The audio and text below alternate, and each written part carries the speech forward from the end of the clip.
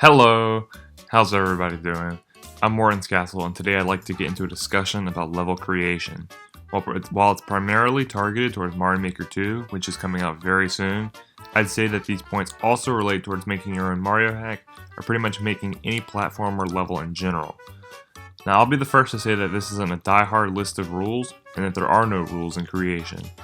You should always really make whatever you want, and develop your own style of level. And some people like different types of levels, like there are puzzles, there's Kaiza, and then there's like traditional levels, and many more. I'm personally a fan of levels that you're on like the run and jump side of things, like always moving. But this list can apply to like most things outside of maybe puzzles, because I don't really make puzzles. But anyway, I'll be using examples from Mario games, other platforming games, and then some levels of my own creation to demonstrate these ideas in action.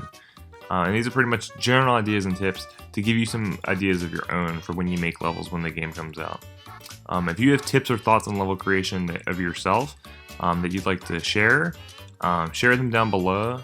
Like I said, I'd be really interested if anyone makes puzzles, because I'm very unfamiliar with those. That said, let's get into this list. When I say automatic section, I don't mean don't move.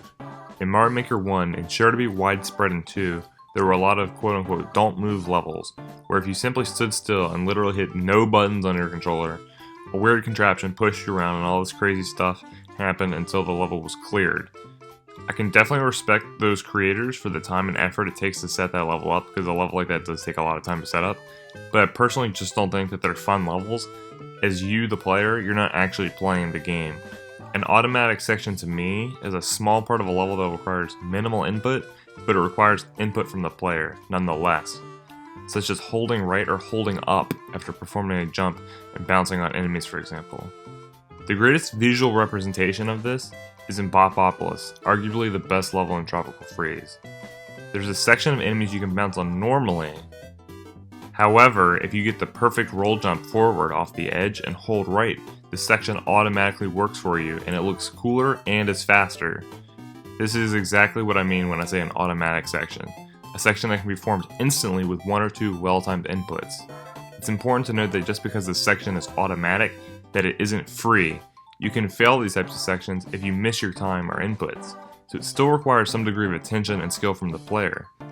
In my hack, I like to incorporate these quite often, but I think that they should be short and only once a level, and not in every level you make. With the spin jump in Super Mario World, these are pretty easy to make, as you can destroy enemies as you move downwards at an angle, but they can also be made with short hops off of flying or stacked enemies in tight spaces, and pretty much all the styles from Mario Maker 2. If these sections look cool, they feel great to pull off, even though that they aren't that hard to do. And I find that the boost of adrenaline from an automatic section can help you platform and enjoy the later sections of the level. First and foremost, this doesn't mean speedrun. In Mario Maker 1, there were those speedrun levels with 30 seconds on the clock, and the whole level had to be done fast. I'm emphasizing section for this tip. Regardless of the level you're making, it can benefit from a very small part of it where you have to go faster than the other sections. This is going to be super easy to make in Mario Maker 2 with all of the new features. For example, if you're making a castle level, you can have a quick section in the vertical subworld where lava is rising, and you have to go fast and not die and continue onwards. An example from the vanilla Mario world is where you run under these falling spikes at high speed in Ludwig's castle, which breaks up the rest of the speed of the other sections. I like to add a P-speed section every now and then, where the level forces you to run and jump off of enemies quickly, but that's just my thing. There's a lot of different ways that you can make an interesting, quick section in a platformer. Now, something I'd just like to mention is snake blocks, because snake blocks are going to be an upcoming feature in Mario Maker 2, and it can be really tedious if not done right, because it's this really long path that goes all over the map, and if you die at the end of it, you gotta do the whole long, boring ride over again, and that's slow and boring. So the opposite of a slow section is a speed section, and I'm playing through Jump Half, which is a ROM hack, and there was a snake block section, but instead of a slow, tedious section like how a lot of the traditional snake block levels are, it was a speedy snake block section where the snake block was going really fast and you had to keep up with it. So to not die, you had to go fast. And that's pretty much what I mean by speed section. And there's so many different ways you can do it. but the whole level doesn't have to be a speed section. Like, it's just like you have your normal pace and speed for the level, and then you have like one quick section where you have to go slightly faster, and that really mixes your level up, and it like requires attention from the player, and it's really fun. One of the best things about Mario Maker is the fact that you have enemies from all themes: castle, ghost house, and water, all at your disposal at once. These are things that are impossible to do while hacking, and I've said in a prior video that we take this ability from many enemies and like objects in one level for granted. That is totally true, but I think that all of the enemies should be used whenever you feel or they're necessary to be incorporated, but the importance of theming shouldn't go unstated either. It's really important that your level has a goal in mind and that it revolves around a few core ideas. If you mesh every type of trick and every type of enemy into a level, it's going to seem kind of random and lack an identity. And that's primarily the reason, like, when you see those levels that like 12-year-olds make that have just enemies spammed all over the place, that we call it hot garbage because it doesn't really have an idea or a theme or a goal. However, if you make a level all about, like, let's just say, use an example. If you make a level all about horizontal thwomps, and you use the horizontal thwomp in every single way you can think of, use it with other items, other enemies, but like the whole level revolves around the horizontal movement of thwomps, which are new, you'll probably end up with a really creative level, opposed to if you just used the enemy once in your level and had no real concise theme. But this also means that you need to expand on your ideas. If it's just horizontal thwomps doing the same thing every time, that is dull and repetitive. You've got to mix it up and use them in different ways and really take the feature that you're using in your level to the limit. So you got to take the theme and run with it, like I just said. Here's a really bad example of what not to do with something. It could be whatever you're using, but what I did, or what I played, was in Mario Maker 1, I played a level that was 30 consecutive spring drops / spring jumps.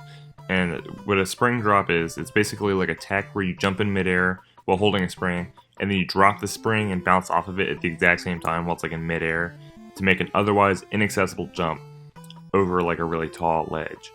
And it's not that hard to do, but this level was 30 consecutive ones and it was really tedious. And this could have been a really cool level with a solid theme if the creator mixed it up so every jump was different, like you had to retrieve the spring in a different way, or you had to go through a unique gap size, or you like go through the gap and then jump on enemies. But he didn't, and it was a really dull level because all the level was just every few tiles there was a really tall wall and a spring, and all you had to do was just spring drop 30 times in a row. And it was like, if you're gonna make me do this trick once and I can do it like 5 times in a row, what's the point of making me do it 30 times in a row if it's not any different? So have a theme in your level, but you have to mix it up because you don't want a dull level with the same thing over and over again. Alright, you might assume that trolls are bad in levels, but I actually think that they're quite funny. However, they have to be fair and avoidable. Straight up, the shit done in Mario Maker 1 like Pick a Pipe and Pick a Door are terrible and useless. They're not even trolls, it's just shit, pretty much. And because there's really no way to gauge the correct path and only the creator knows which pipe or door isn't death. So that's like artificial difficulty and it just forces actual players to repeat sections for no reasons. So that's just hot garbage. But anyway, a good troll, the fair trolls are what I would say is probably just enemies in kind of a dick spot, but if you have a quick reaction time, it can be easily avoided. Like I think a random enemy placed at the end of a level is also funny and fair. So like Super Mario Bros. 3 did this, like there's like Boomerang Bros or Hammer Bros right at the end near the little thing that you grab. What even is that thing in SMB3? It's not a goalpost, it's like this weird little box, but they always place an enemy next to the box. And then Donkey Kong Country 2 does this where sometimes there's an enemy placed randomly at the end of a level. And then a lot of Kaizo hacks will do it too. So like you do all these tricks, you like pretty much beat the level and you see the goal before you, but then there's just this one random enemy that's in the way, and it potentially has the ability to kill you, but 99% of the times these guys can be avoided, like because like if you're still playing the level, you'll pretty much just jump over it or just avoid it. But like it does have the off chance that it could get someone, and if that does happen, I think it's really funny, and it's not that big of a deal because you pretty much already beat the level, and if you beat it once, you can beat it again. So it's not that bad. And then here's an example of this. Like I said previously, I'm playing through Jump Half, a ROM hack, and at the end of this one level, there's this wall of Porky Puffers that got me, and it really sucked. Like it actually pissed me off because it was a troll, but I think it was also a great troll. And like once I knew it was there, it was avoidable. Completely avoidable. I'm actually going to show you the footage too, because it's pretty funny. I'm still alive. Is that the end?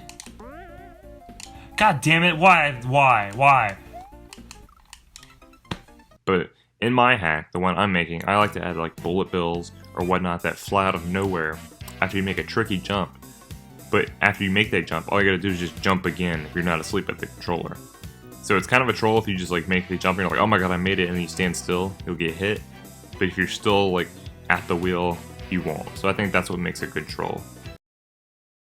Alright, unless you're setting up to make the hardest level ever, or if you have a really short trick or puzzle level, I think it's a solid rule of thumb to have a reasonably placed checkpoint. Of course, this is entirely variable and up to the difficulty of level. Like, it's depending, like some levels don't even need checkpoints.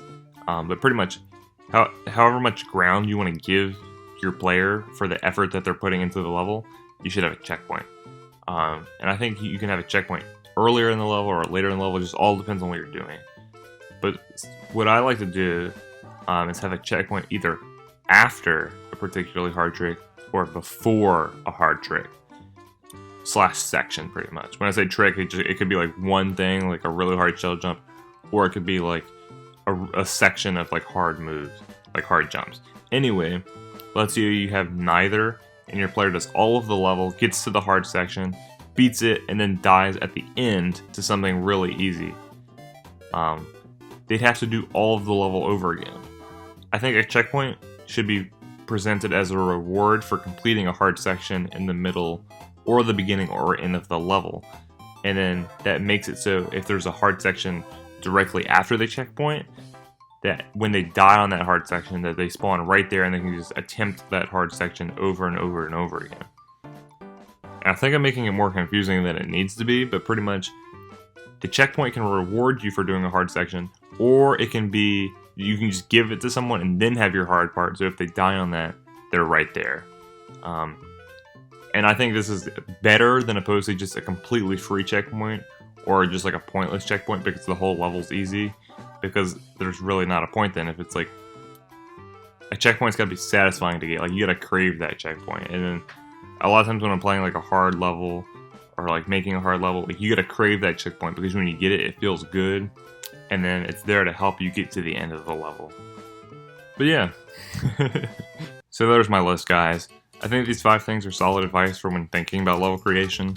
As I said previously, it isn't a flawless guide, and sometimes you will want to follow an entirely different conceptual framework depending on the type of level you're going to make. And in Mario Maker 2, there are a lot of potential level types. I've got some ideas to talk about these types of level in the future, but I might hold off until the game is actually out, so it'd be easier to show you guys what I mean in the editor itself. A lot of you also requested or suggested I make another video on the potential styles, like how I did with Galaxy, and I definitely plan on doing one of those in the future. I'm just not as familiar with Mario Bros. 2 and Mario Land, so the video would require a lot of research on my end. I'm pretty much focused on my hack, like I'm really getting into level creation, that's why I decided to make this video. And you get to see some snippets of the hack here and there, but I'm also showcasing a few levels here on the channel from time to time. I really can't wait to make levels in Mario Maker 2 because there's going to be a ton of stuff that isn't in hacking, and then I can't wait to play you guys' levels and see what you guys make. But in the meantime, I hope you consider subscribing. I have a fun co-op Tropical Freeze series with my brother. I'm playing that ROM hack Jump Half, which I've referenced a few times in this video. And I cover the stages that you guys make in Smash Ultimate. So I've been Morten's Castle. Thank you for watching.